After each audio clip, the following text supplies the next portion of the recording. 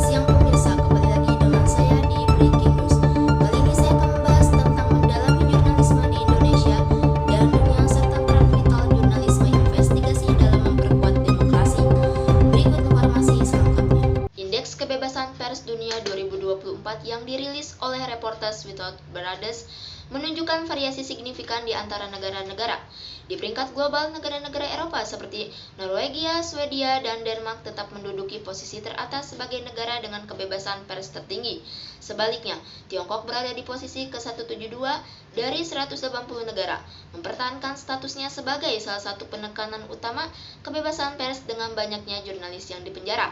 Di Indonesia, indeks kebebasan pers berada pada posisi ke-111 dengan skor 51-15, tergolong dalam kategori sulit. Di kawasan Asia Tenggara, Indonesia menempati peringkat ketiga setelah Thailand dan Malaysia.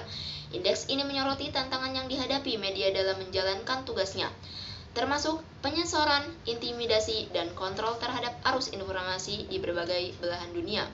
Hal ini menunjukkan bahwa meskipun ada beberapa negara dengan lingkungan pers yang bebas, banyak negara masih menghadapi tekanan signifikan. Pada tahun 2024, Indonesia menempati peringkat ke-111 dari 180 negara dalam Indeks Kebebasan Pers Dunia yang dirilis oleh Reporters Without Borders dengan skor 51-15. Posisi ini menunjukkan bahwa kebebasan pers di Indonesia masih tergolong dalam kategori sulit.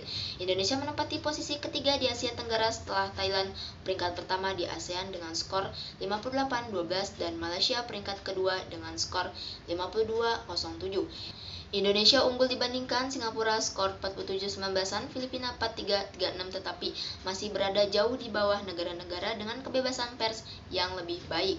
Meski posisi ini cukup stabil dibanding tahun-tahun sebelumnya, ada kebutuhan mendesak untuk meningkatkan perlindungan terhadap jurnalis dan mengurangi campur tangan politik dalam pemberitaan. Upaya perbaikan ini juga ditekankan oleh pemerintah Indonesia yang berkomitmen meningkatkan indeks di masa mendatang. Tantangan yang dihadapi jurnalisme di dunia saat ini sangat kompleks dan bervariasi berdasarkan konteks geopolitik, sosial, dan teknologi. Di banyak negara, jurnalis menghadapi ancaman serius berupa intimidasi, penahanan tanpa alasan yang jelas, hingga kekerasan fisik. Contohnya, Tiongkok dikenal sebagai negara yang paling banyak memenjarakan jurnalis, dengan lebih dari 100 jurnalis saat ini berada di balik jeruji. Beberapa rezim otoriter menggunakan penyensoran ketat terhadap media dan internet untuk membatasi informasi yang bertentangan dengan narasi pemerintah. Ini membuat independensi pers hampir mustahil seperti yang terlihat di Tiongkok dan beberapa negara lain. Di beberapa negara, media menghadapi tekanan politik untuk melayani kepentingan penguasa. Selain itu, ketergantungan pada iklan atau sponsor sering memengaruhi independensi berita.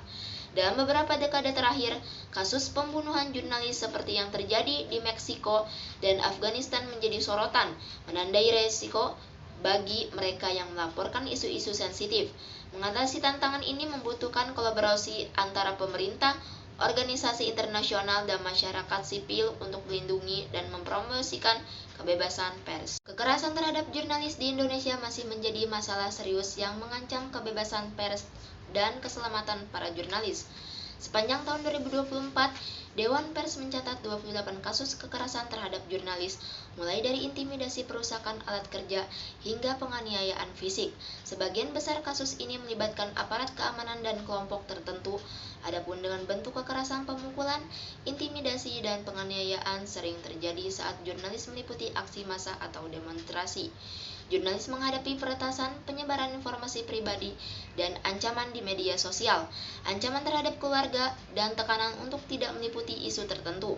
Contoh kasus penting kekerasan saat demonstrasi: jurnalis sering menjadi korban saat meliput demonstrasi, seperti pada aksi di DPR Republik Indonesia pada Agustus 2024, di mana aparat keamanan dilaporkan memaksa jurnalis untuk menghapus dokumentasi. Banyak kasus kekerasan tidak ditindaklanjuti secara serius oleh aparat penegak hukum. Kurangnya perlindungan hukum yang efektif membuat pelaku kekerasan seringkali tidak dihukum. Adapun upaya mengatasi kekerasan dengan peningkatan penegakan hukum Pemerintah diminta memperkuat penegakan hukum terhadap pelaku kekerasan sesuai dengan Undang-Undang Nomor 40 Tahun 1999 tentang Pers. Meningkatkan kebebasan pers dan keselamatan jurnalis memerlukan komitmen semua pihak, termasuk pemerintah, aparat keamanan, dan masyarakat sipil. Demikianlah informasi kali ini, saya Fatimah. Terima kasih dan sampai jumpa.